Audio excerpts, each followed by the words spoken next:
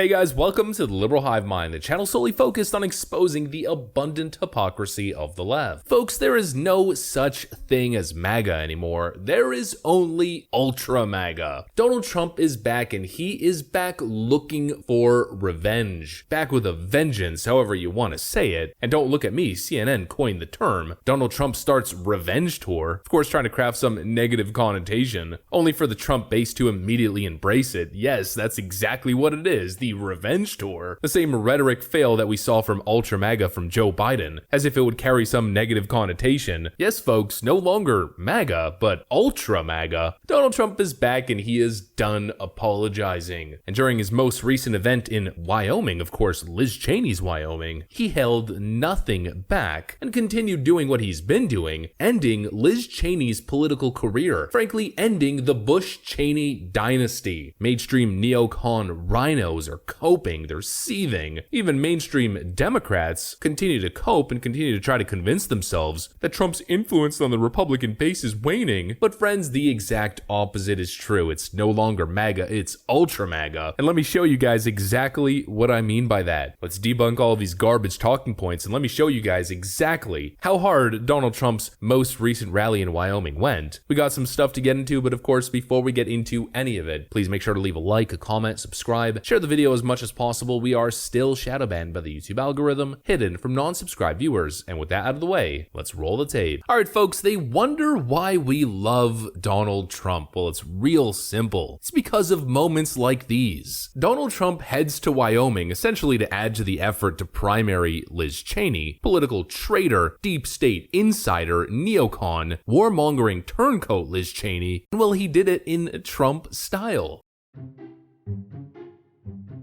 No, no, no, no.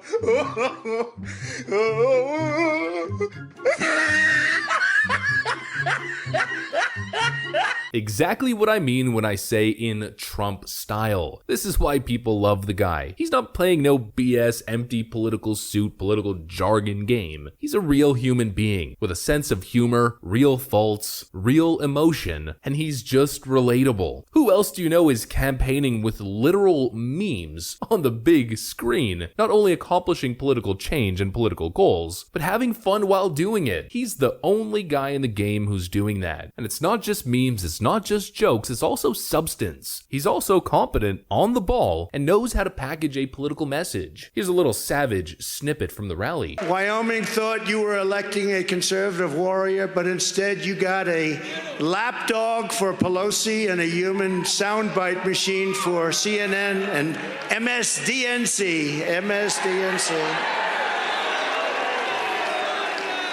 Liz Cheney hates the voters of the Republican Party, and she has for longer than you would know. Wyoming deserves a congresswoman who stands up for you and your values, not one who spends all of her time putting you down, going after your president in the most vicious way possible, and loving endless, nonsensical, bloody, horrible wars that never end. They just never end.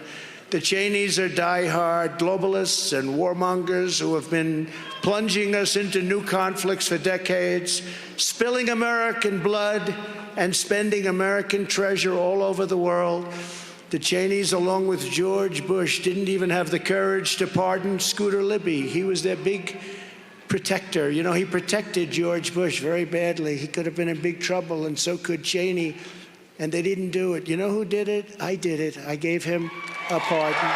I don't think it's possible to disagree. He's absolutely correct in his statement. Liz Cheney is a traitor to her political party. She is a lapdog for Nancy Pelosi, and more specifically, Nancy Pelosi's slanderous, divisive narratives. And he's totally right in his assessment that her only political value is to the Democrats and the Democratic media to use her for anti-Trump and anti-America first sound bites. And I mean, what a marriage. These Democrats never cease to amaze me. The cognitive dissonance is just incredible. They're so deranged deranged in their Trump derangement syndrome that they're willing to side with warmongering political dynasties, the Cheneys and the Bushes, as long as it means they're scoring anti-Trump brownie points on social media and in the media. I mean, what a marriage. The narrative in the left-wing press goes like this: why Liz Cheney can't rely on Democrats to save her in Wyoming's Republican primary. I mean, Liz Cheney is actually trying to target Democrats in her political campaign ads. I never thought I'd see the day where Democrats would be signing with the Bushes and the Cheneys because they've been so deeply convinced that Orange Man bad. I mean, just a couple months ago they were praising George W. Bush, only to get a very, very stark reminder of who they were allying themselves with this incredible Freudian slip moment. In contrast, Russian elections are rigged. Political opponents are imprisoned or otherwise eliminated from participating in the electoral process. The result is an absence of checks and balances in Russia and the decision of one man to launch a wholly unjustified and brutal invasion of of Ukraine.